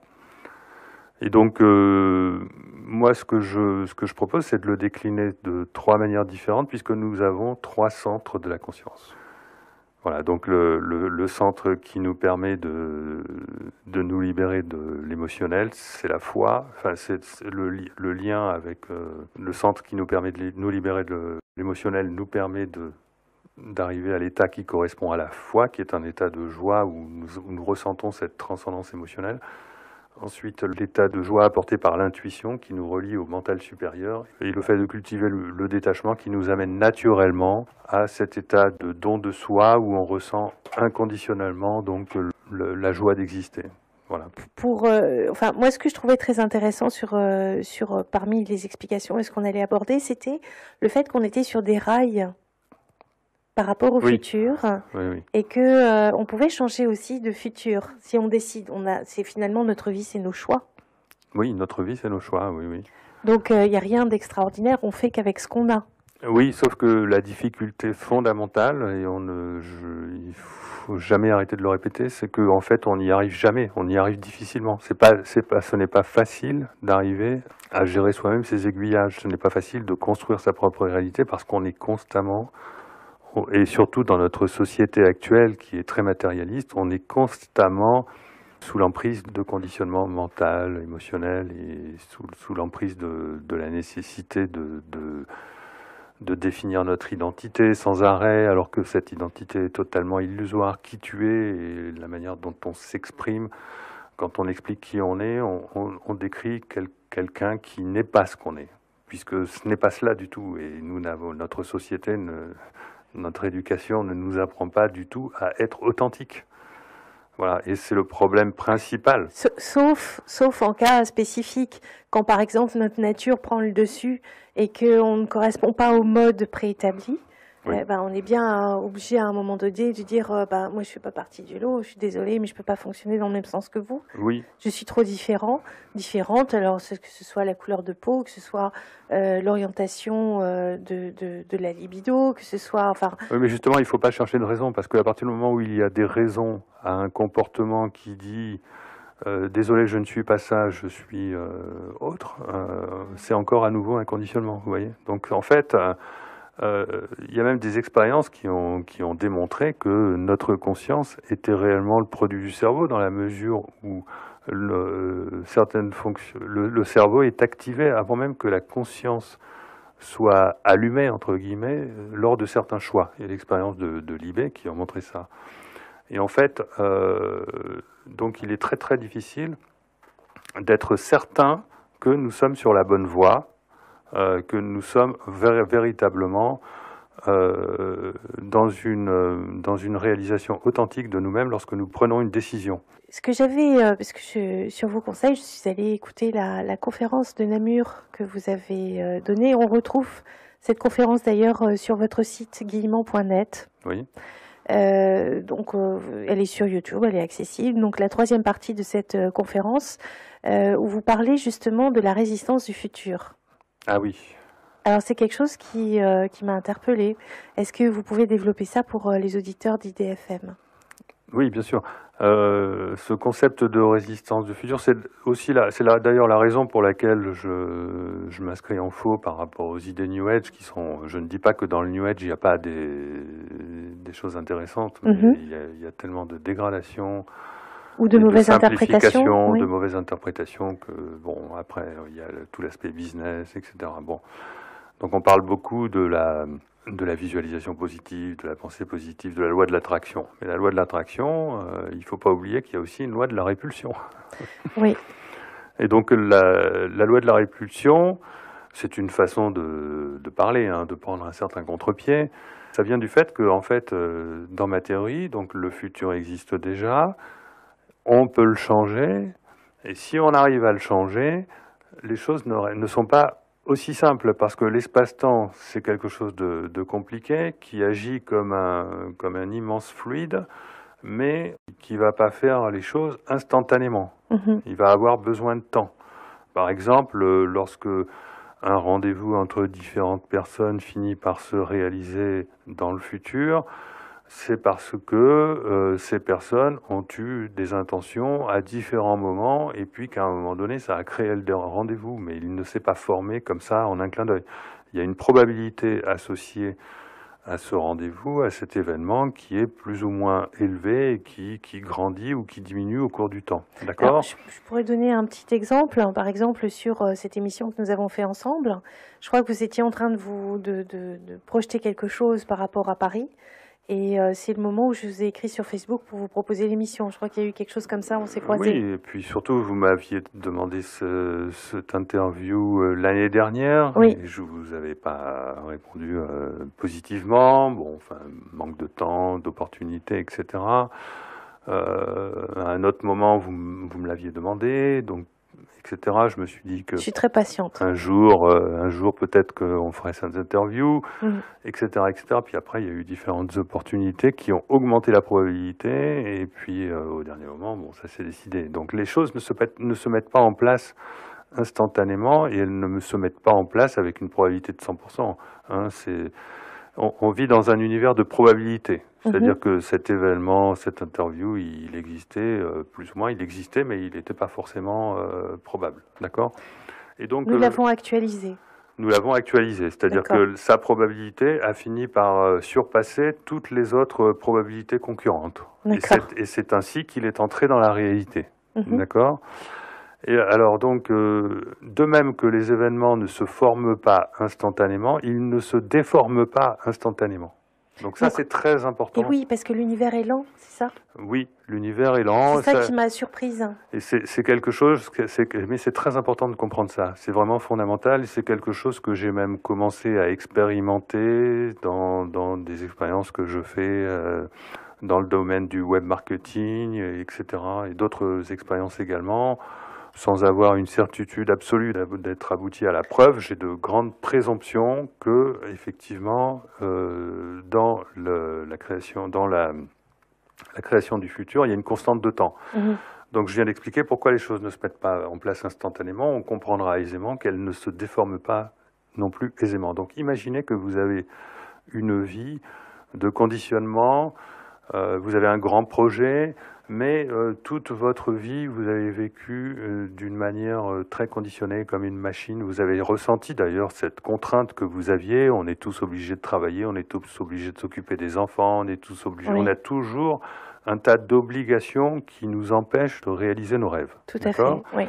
Et puis un jour, vous sentez peut-être que vous allez changer quelque chose. Il y a un déclic qui se produit, et là, il y a un second futur, un futur alternatif, qui correspond plus à vos rêves, ou même directement à vos rêves, qui se met en place. Et puis vous commencez à y croire. Et effectivement, il se met en place, il y a des synchronicités qui arrivent, et vous avez décidé de changer de vie. Et ça y est, et maintenant, vous avez l'impression que plus rien ne vous fera revenir en arrière. Oui. Mais il faut faire attention, parce que votre ancien futur, il ne va pas se démonter instantanément.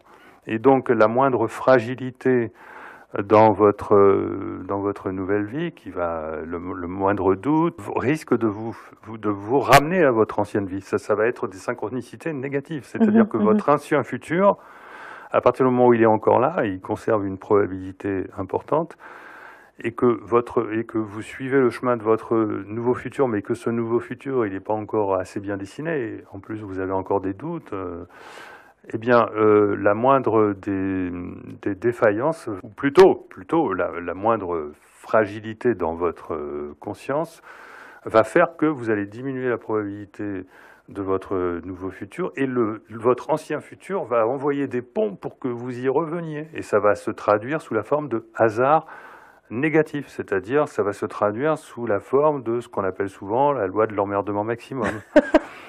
On la connaît tous. Voilà. Donc cette loi de l'emmerdement maximum, moi je l'ai vécue durant ma carrière à différentes reprises, lorsqu'on fait des démonstrations en tant qu'ingénieur, etc. Bon, je m'y suis bien accoutumé, on appelle ça l'effet démo, mais je l'ai vécu dans ma vie à un moment, donc j'en parle dans mon livre, c'est-à-dire que le jour où je suis allé signer, j'ai fait un voyage pour ça, l'acte le plus important de ma vie, celui qui allait déterminer définitivement, pas définitivement, rien une bonne partie du futur. Mon futur. Ce jour-là correspond exactement au jour, c'est le même jour où, pour la première fois de ma vie, je suis tombé en panne sur l'autoroute. Hein ? Une panne, en plus, j'avais mes enfants, mon frère, etc. Et donc, c'est une panne qui nous a mis, la dépanneuse, etc., plusieurs heures. Un temps fou, oui. Bon, je ne vais pas rentrer dans le détail, je le raconte un peu dans le livre. Bon, finalement, les choses se sont bien passées, mais j'ai aussi bien réagi à cet événement-là. Imaginez que je réagisse mal à cet événement, ou en étant influencé par notamment les personnes avec qui j'étais, etc. Parce que franchement, certains pourraient même se dire c'est un mauvais signe. Eh ben, en fait, c'est tout le contraire. C'est plutôt un signe que vous êtes en train de faire quelque chose qui s'est réellement inscrit dans votre parcours de vie, qui compte. Mais comme il n'est pas totalement inscrit, votre ancien futur envoie des ponts pour... c'est pas une volonté de vous nuire, c'est juste une question de probabilité qui subsiste dans votre ancien futur et qui vient contrecarrer les probabilités qui sont encore instables de votre nouveau futur. Donc en fait, il faut garder vraiment son objectif et pas se laisser démonter par ces ponts finalement qui se créent automatiquement de manière physique. Oui, mais en même temps, il faut pas être obstiné de manière conditionnée. C'est-à-dire qu'à partir du moment où vous faites... Alors ça, c'est le contraire. À partir du moment où vous faites une espèce de... Oui, à partir du moment où vous faites une fixation, vous rentrez dans un processus de conditionnement qui, au contraire, risque de vous ramener dans votre ancien futur. Si vous choisissez le conditionnement, vous revenez votre ancien futur. Mais alors, comment choisir le... Oui. Puisque votre nouveau futur est le fruit du déconditionnement. Donc, c'est-à-dire que si jamais vous tombez dans une attitude, on va dire une sorte de recette, vous décidez artificiellement de créer ce nouveau futur, vous retombez dans l'ancienne dynamique de votre de votre moi qui a justement maintenu votre ancien futur en place. Alors donc j'en viens à l'essentiel de l'essentiel. Oui, parce que ça intéresse tout le monde là pour le coup. Toutes les oreilles sont dressées. Donc j'en viens à l'essentiel, dont je n'ai pas encore parlé, j'aurais peut-être dû en parler avant. C'est-à-dire qu'avant de réaliser ce conditionnement pour trouver la foi, pour se connecter au soi via la foi, l'intuition, la joie, le don de soi, etc., et les synchronicités qui vont avec, il est très important d'avoir fait le point sur soi-même, d'avoir identifié son être intérieur. D'accord ? Son être intérieur, c'est trouver qui on est vraiment au fond de soi, le soi. Ça consiste à poser la question classique, qui suis-je, où suis-je, dans quel état, enfin, voilà. Dans quelle étagère. Voilà. Osons le dire. Donc ça, c'est le fondamental. Donc en fait, il faut d'abord se servir de la fameuse télécommande. Mais non, on ne peut pas se servir de la télécommande tant qu'on n'a pas réussi à se déconditionner et on ne peut pas se déconditionner sans savoir au fond de soi qui on est. Mais on ne le sait jamais forcément, vraiment, totalement. On peut être dans le vague. Et dans ce cas-là, on a le droit de douter. Le doute et l'effort, que j'ai indiqué tout à l'heure comme étant très important pour se déconditionner, ne va pas également sans le doute. Il est très important de douter. Je ne parle pas du doute qui consiste à douter systématiquement. Je parle du doute qui consiste à ne pas se leurrer. C'est-à-dire... savoir se remettre en question. Savoir se remettre en question. Le doute qui consiste à dire, est-ce que je ne suis pas en train de me faire une fausse idée? Est-ce que je ne suis pas en train de me faire un cinéma? Est-ce que je... Voilà. Ça, ce doute-là, il est sain, il est fondamental. Il ne faut pas non plus qu'il devienne maladif. Hein. Il ne faut pas non plus que ça sombre dans la négativité. Justement, après, on perd la foi, on perd... etc. Donc, quand on est dans cet état-là, on ne se découvre pas nécessairement qui on est, ce qu'on est venu faire sur cette planète, comme ça, d'un seul coup. Bon. Alors, c'est quand même assez difficile, du coup, de changer de futur, puisqu'on est conditionné, et c'est très dur, apparemment, de se déconditionner. Donc, on fait comment? C'est à travers les épreuves de la vie? Enfin, qu'est-ce que vous proposez? Alors, j'en viens à la méthode qui s'impose dans cette situation-là. Oui. Celle que je décris abondamment dans mon livre La Route du Temps, mon premier livre, et que je redécris abondamment, mais sous d'autres facettes dans La Physique de la Conscience. Il s'agit de faire une demande.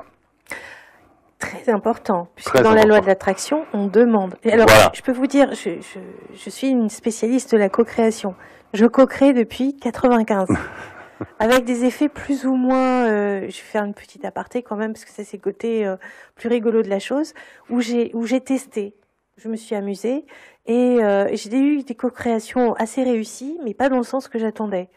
Par exemple, je me rappelle, quand je venais juste de m'installer, j'avais demandé à avoir de l'argent et d'être millionnaire. Alors c'était l'époque du millionnaire, vous savez, donc je voulais participer à ce truc-là, à ce jeu, et donc j'ai fait une co-création avec la parole positive. Ça a mis 3 jours. C'était très rapide, et en 3 jours, je suis devenue millionnaire mais en monnaie turque. Oui, non mais Franchement, les demandes d'argent, il faut d'abord se poser. La demande ne peut pas fonctionner si c'est pas une. Mais non, la demande ne peut pas fonctionner si c'est pas une demande du soi, qui correspond au programme du soi. Bien sûr. Les demandes d'argent en général, les demandes de trouver l'amour, les demandes etc. Non, ça marche pas. C'est des demandes du moi.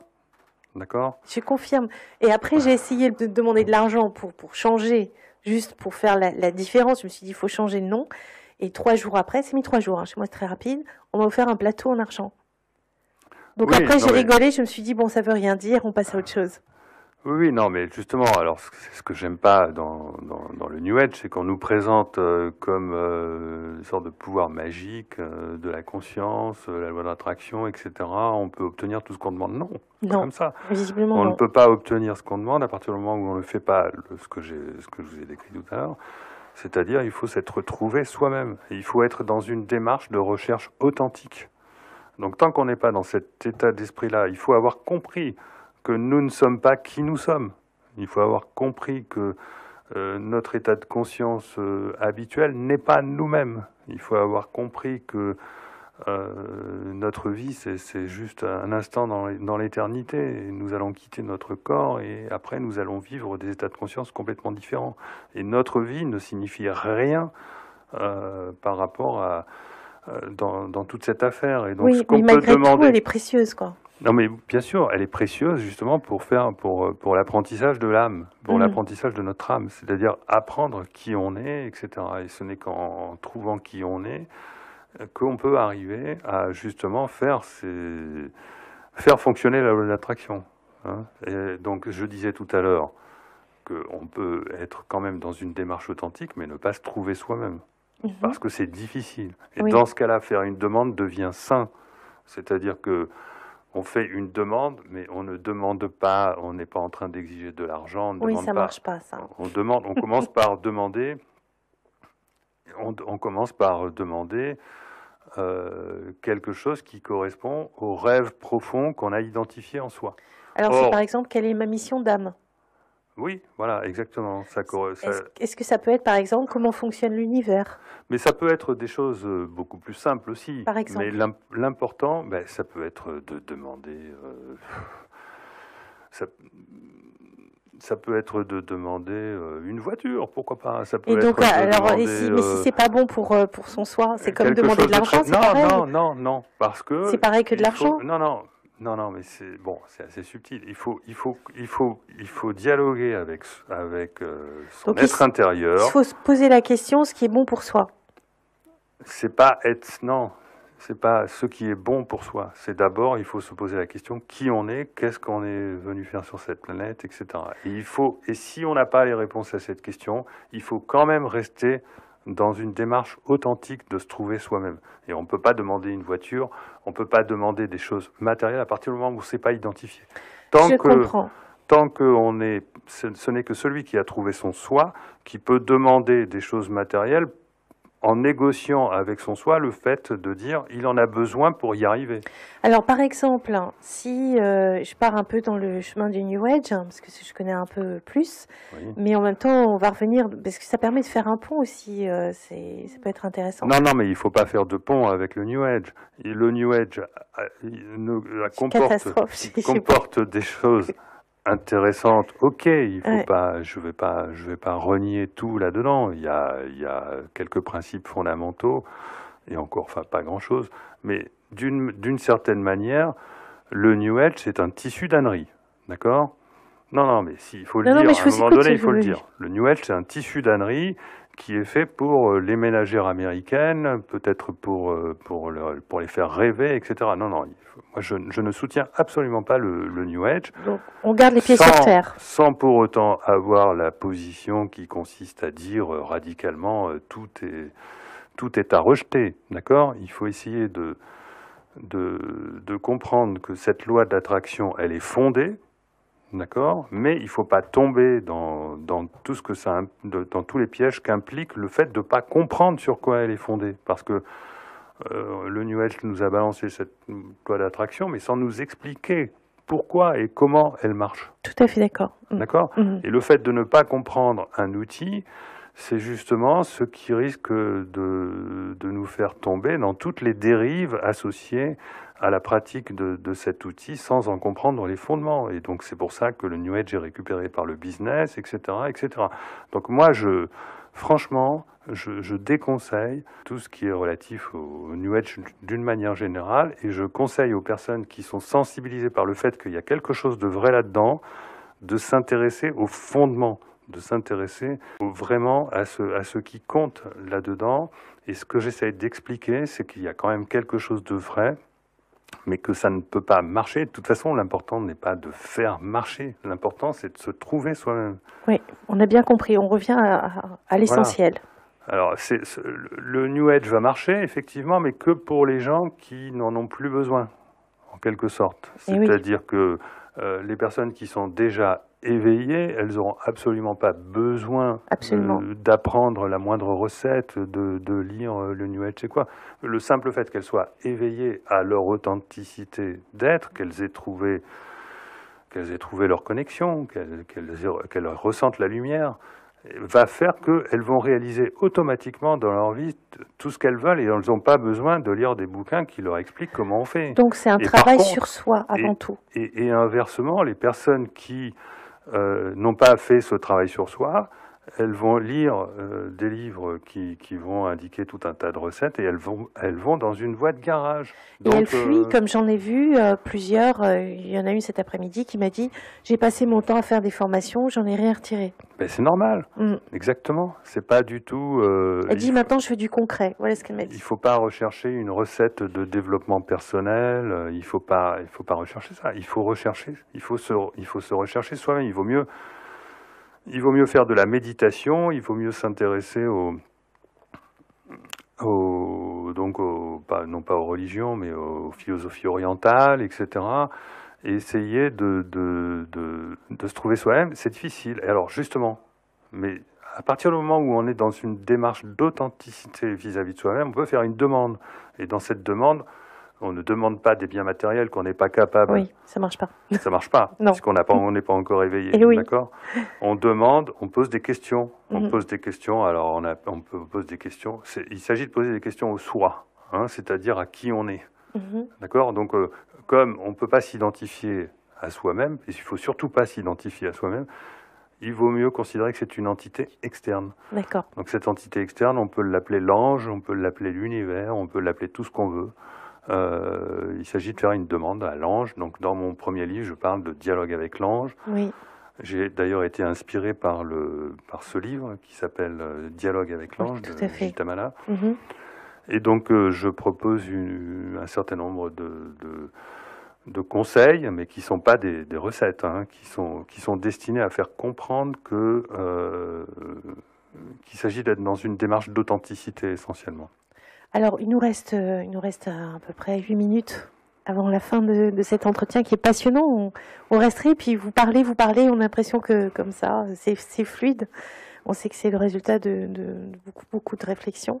De quoi avez-vous envie de nous amener en conclusion de cette interview? Alors, en conclusion, je pense que l'essentiel, c'est ce que je viens de dire, c'est que la démarche de la recherche authentique de soi-même, c'est ce qu'il y a de plus fondamental sur Terre, d'accord ? Et bon, maintenant, pour la réaliser, cette démarche, et ne pas risquer de douter en se disant bon, mais tout ça, c'est des paroles de religieux, etc., etc. La chose fondamentale, c'est que j'essaie de faire comprendre que ce que j'essaye de proposer comme modèle, c'est quelque chose qui est relié au meilleur de ce que la physique peut nous apprendre sur l'univers. Donc il y a une base très concrète. C'est très concret. Et pour essayer d'exprimer le meilleur de ce que la physique peut nous apprendre, j'ai donc proposé ces différents étages. Ça vient de la physique, mais c'est aussi inspiré par tout un tas de lectures. Je crois que j'ai dû lire dans ma vie, peut-être pas des milliers, mais oui, probablement quelques milliers de livres. Donc je me suis ouvert l'esprit à tout un tas de choses, et donc j'ai fait la synthèse.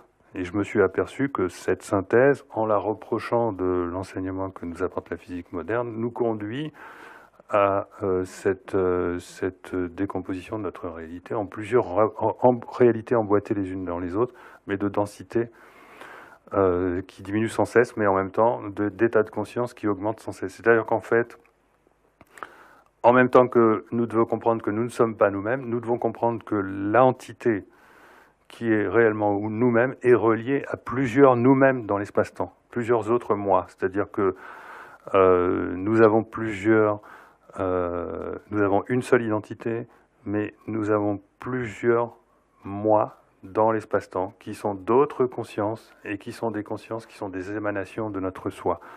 Notre réelle identité, c'est ce soi. Et nous ne nous réincarnons pas au sens où le dit la théorie de la réincarnation, oui. Puisque nous avons toutes ces existences simultanément. Je suis entièrement d'accord avec vous. D'accord. Je n'exclus pas la possibilité que, accessoirement, on se réincarne, mais il faut comprendre que la réincarnation, c'est une mort, parce que c'est la mort de l'anima et de l'ego.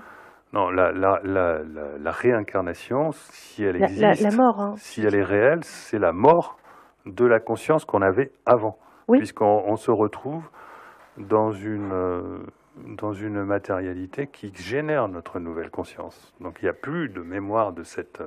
Et la soi-disant mémoire des vies antérieures qu'on peut avoir, c'est les vies antérieures du soi, qui ne sont pas des vies antérieures, mais des vies simultanées. Je suis d'accord avec vous. C'est comme, en fait, c'est comme dans une bouteille d'eau avec de l'eau et on a des petites gouttelettes d'eau partout. Voilà, et donc j'en viens à ce que je voulais dire pour conclure. Le soi, c'est pareil. Donc le soi, lui, il est relié à un esprit en dehors de l'espace-temps, mais cet esprit est relié, lui, à toute une grande quantité probablement de soi qui jouent des rôles différents dans cet espace-temps, etc.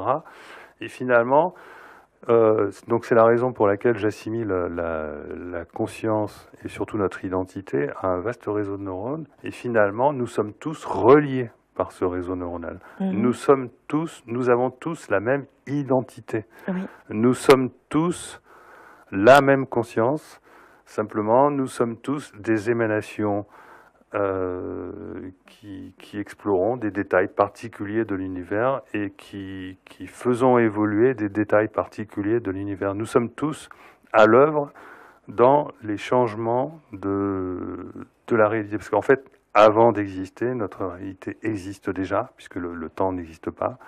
Et ce qui se passe de notre naissance à notre mort, c'est que nous venons modifier une vie qui existe déjà pour lui donner une nouvelle direction. Et c'est ainsi qu'on modifie petit à petit notre réalité pour en faire un monde sans arrêt meilleur. Voilà. Donc, et dans ce processus de modification de notre réalité, on fait à la fois une œuvre positive pour l'espace-temps et on fait une œuvre positive pour l'évolution de notre âme, qui est simplement un outil de l'identité qui nous est commune à tous.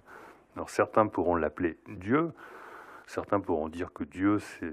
J'aurais dit que plutôt l'âme c'était plutôt de l'ordre en dessous de l'énergie de Dieu, que c'était plutôt l'esprit qui était au niveau de Dieu. Mais tout à fait, oui, mais moi aussi je suis d'accord avec ça. Mais, enfin moi je dis simplement que si on nomme ça Dieu, alors nous sommes tous Dieu. Voilà. Donc ça me plaît bien. Il n'est pas nécessaire de le nommer, hein, mais simplement de comprendre que nous faisons tous partie de la même identité qui s'exprime sous différentes consciences dans notre réalité et à différents étages de notre réalité. Et l'étage où se trouve notre véritable maison, quand je parle de maison, je parle véritablement de maison en dur. Imaginez une superbe maison, imaginez la maison de vos rêves. C'est cette maison que vous allez réellement habiter dans l'étage du soi. C'est-à-dire que la maison que vous avez, une superbe maison au bord de la mer ici, sur Terre, c'est une maison totalement illusoire. La vraie maison que vous allez habiter pendant infiniment plus longtemps que celle que vous habitez sur Terre, elle se trouve dans l'étage du soi. Et c'est vous qui la créez totalement, petit à petit.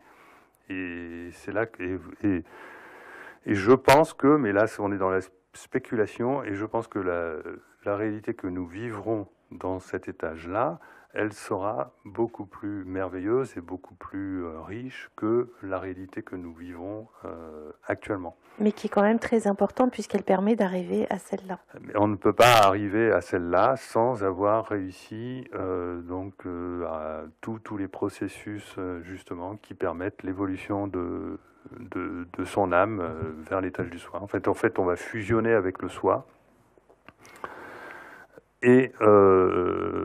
Mais pour arriver à fusionner avec le soi, il faut justement avoir fabriqué une vie qui est intéressante pour le soi. C'est-à-dire que, en fait, nous sommes simplement une émanation d'une volonté qui a voulu nous faire quelque chose, qui a voulu justement générer en nous un éveil qui va produire des choses qui seront intéressantes à récupérer pour le soi. Et bien, sur ces belles paroles, merci pour cette belle conclusion, Philippe Guillemant. Vous avez été Je suis allé loin, là. Vous êtes allé loin, mais c'est super intéressant et nos auditeurs adorent de toute façon, et puis les internautes et tous ceux qui vont réécouter ce podcast. Je rappelle votre ouvrage que vous avez écrit, La physique de la conscience. Jocelyn Morisson, journaliste scientifique, vous a aidé à mettre en forme et à structurer toutes ces idées qui sont qui sont réparties et qui sont riches et foisonnantes. J'aurais pas pu l'écrire sans lui. En tout cas, c'est lui qui a eu l'idée de rassembler tout ça, parce qu'il avait bien repéré tout le potentiel magnifique qu'il y avait dans ces informations. Alors, La physique de la conscience, vous le trouverez aux éditions Guitry Daniel. C'est sorti il y a une semaine, je vous le rappelle, lundi dernier. Et vous pouvez le trouver évidemment dans toutes les bonnes librairies. Philippe Guillemant, merci infiniment. Merci à vous. On peut vous retrouver sur guillemant.net. Oui. Voilà. Vous pourrez retrouver sur ce podcast sur www.angélique.fr et puis évidemment sur le site de la radio www.idfm98.fr. À la semaine prochaine. Au revoir. Au revoir Philippe. Réécoutez les meilleurs moments d'Étincelle sur angélique.fr et sur idfm98.fr.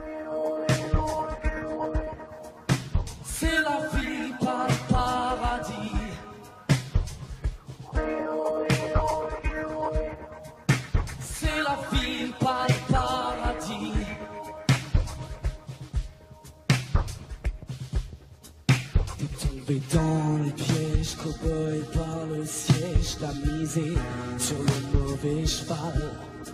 C'est ton premier cri et tout le monde applaudit. Ça fait plaisir, mais ça fait mal. Tu tombes sur maman, tu te dis finalement que t'aurais pu tomber plus mal. Mais jusque là ça va, mais cow-boy n'oublie pas qu'il est ta bascule. Cheval